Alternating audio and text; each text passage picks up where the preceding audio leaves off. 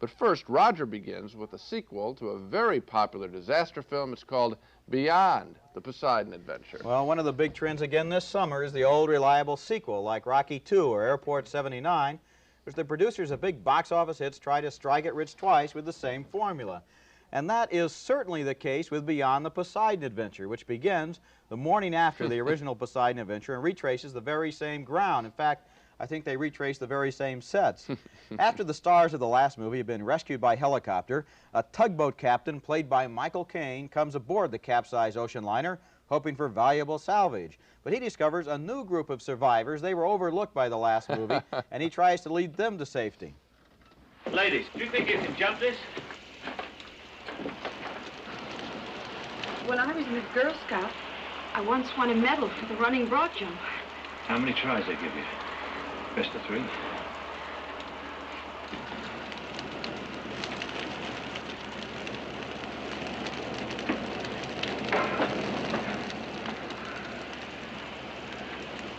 Show 'em how it's done, Gina. Take a run at it. Oh, all right, Gina. Come on, Sarge. Join us. Don't worry about me, Turner.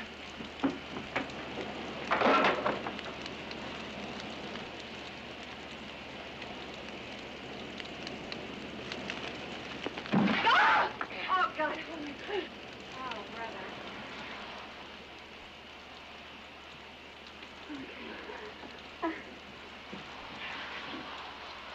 Wilbur, are you going to be all right? Just as soon as I see you make it. Go Well, ahead. I can't, Wilbur. Wilbur, I can't do it. I cannot make this jump unless I know you're on the other side. Shut of up, the the pair of you, and why don't you jump? Right. Wilbur? Hold the wires back for me.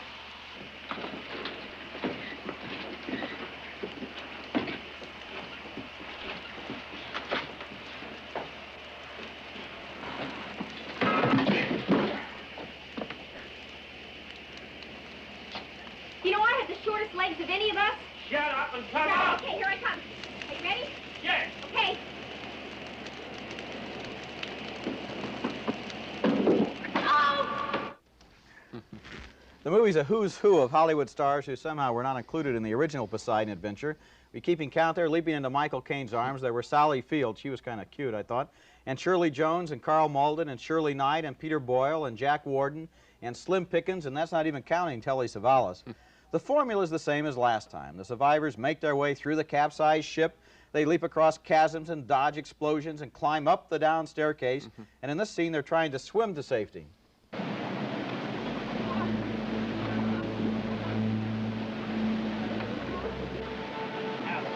Take it easy. Nice and slowly. Ready?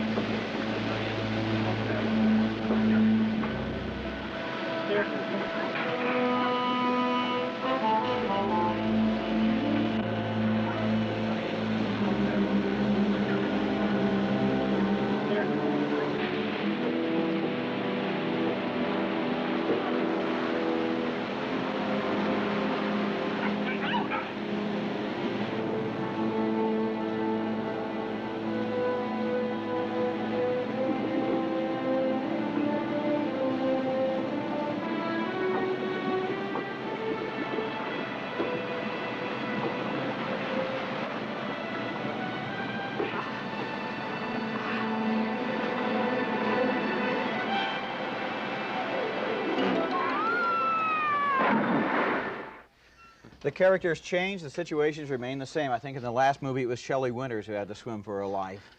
Let's put it this way. If you like the Poseidon Adventure, of course you'll like Beyond the Poseidon Adventure, and why shouldn't you?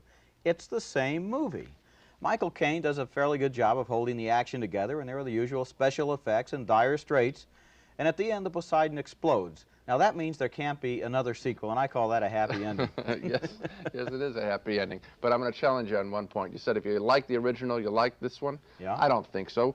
As you said, though, it's for the same reason. It is the same movie, and Roger, I don't think the Poseidon Adventure, for as entertaining as it might have been, is the same kind of picture, the strong picture that holds up on a second viewing. This is boring. The only way I could enjoy it is sitting in the theater and saying, hey, look, there's Michael Caine being paid $500,000 to jump across a bridge. Well, now, so let's ask, why did they make the sequel, other than to make money, of course? Maybe because there were a few cliches they'd forgotten in the first one. In this one, we have a blind man and and a woman with a dislocated shoulder and a guy on board who's the bad guy trying to steal something out of the hold. These are cliches they missed the last time. Now they can rest satisfied. They've used every possible cliche that they could possibly get into this one story. Okay, you're making it seem like fun.